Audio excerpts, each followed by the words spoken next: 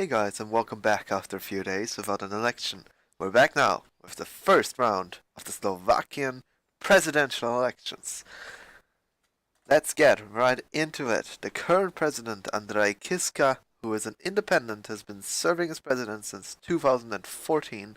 He will not actually be seeking re-election despite his massive popularity, being considered as one of the best and least corrupt politicians of the entire country, officially because he wants to spend more time with his family. If that's accurate, only he himself knows. Now, let's see who is competing to replace him in the candidates section. Let's start off with Maros Sefcovic. He's a long-time EU politician, having served in many political offices in the EU and as the EU Commissioner of Slovakia. He is currently serving as the Vice President of the EU Commission. Before 1990, he was a member of the Communist Party of Slovakia. Well, I imagine it was Czechoslovakia back then, but who cares? He probably doesn't have many ties with them anymore. Back then it was probably that you basically had to be a part of the party. So, ever since then he's been loosely affiliated with the party SMER-SD. They're a social democratic, left-wing nationalist and populist pro-EU faction. How that works, I'm not quite sure. Being populist and nationalist while still being pro-EU is slightly contradicting. Anyway, they are endorsing him, although he's standing as an independent. Then we'll go to the second most popular candidate, in some polls even the most popular. That would be Zuzana Kaputova. If that's how you pronounce it. I mean, like with any election where we're not talking about an English-speaking or German-speaking country, I will probably not be able to pronounce 99% of the names correctly. Although I actually have Slovakian heritage.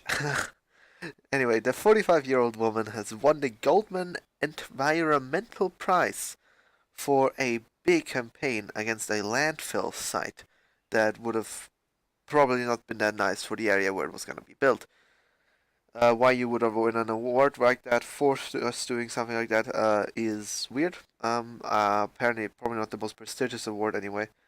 She is the vice chairwoman and founding member of the party Progressive Slovakia, a socially liberal, progressive pro-EU party. She is standing as their candidate for the presidential election. She's one of the only candidates the only candidate that I've been able to find a manifesto of, which consists of making the police force more independent from politicians and corruption, better treatment for pensioners, a conservationist approach to environmental protection. Also, she is in favor of gay marriage and adoption rights for gay couples, and also pro-choice, although she believes that abortion in most cases is still not the correct option. She has also been endorsed by several, weirdly enough, center-right, liberal, Christian Democratic, and pro-EU parties. Some of them you could say are conservative as well. Which is the SAS, Olano, and Spolu.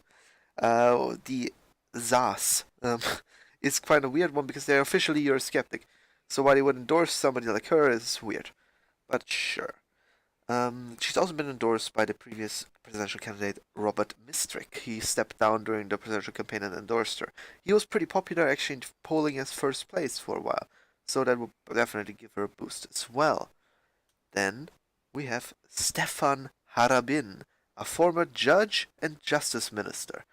Well, there's not too much information about him, his beliefs or his manifesto.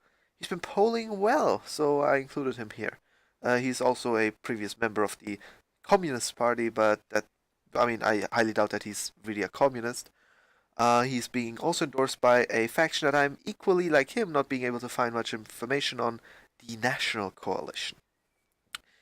Now we have Marian Kotleba, the 41-year-old neo-Nazi, is standing in the election for the neo-Nazi, pro-Russian, anti-EU, neo-fascist, and Christian fundamentalist anti-Roma LSNS. There's much more things that are said about them and what they are, but these are just the biggest parts of their party, which is kind of showing you he's probably not the best person in the world.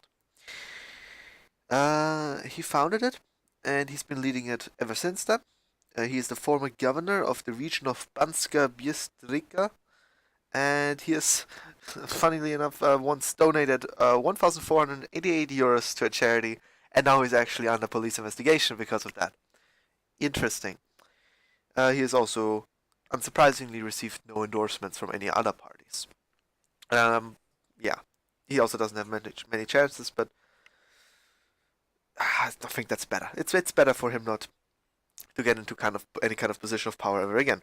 So let's go up to Bela Bugar, the 60-year-old Hungarian and leader of the Hungarian Interest Party Most Hid.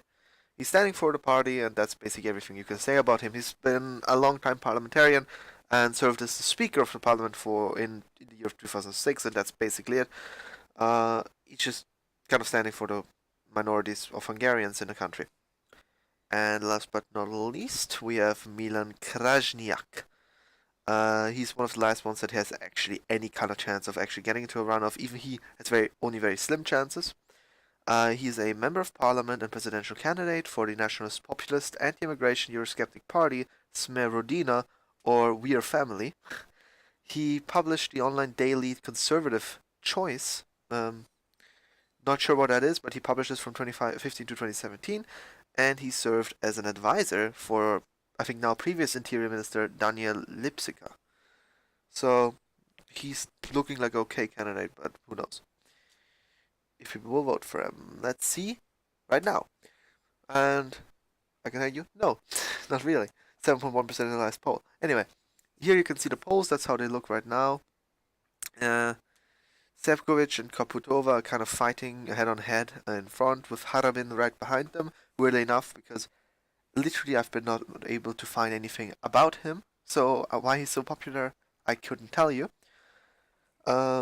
We also have people like Eduard Kmeljar and František Miklosko, who are also polling relatively okay recently, but really so little chance of actually getting into a runoff that no real point in including them. Also, many candidates that didn't decide to run or dropped out, like I mentioned before, Robert Mistrick, and basically what I've also noticed, there's no candidate of like a center-right Christian Conservative Party or something like that, which is also not normally how this looks. Anyway, my prediction is that the election will end up being a runoff between Sefcovic and Kaputova, but we'll know for sure when the results are released around 7 to 9 a.m. tomorrow. I'm not really sure if any early results and exit polls are going to be released. I only know that the full results will be out tomorrow at 7 to 9 a.m. Well, that's all for this video. I hope I was able to inform you. If you want to see more, click on the linked video, and don't forget to like and subscribe.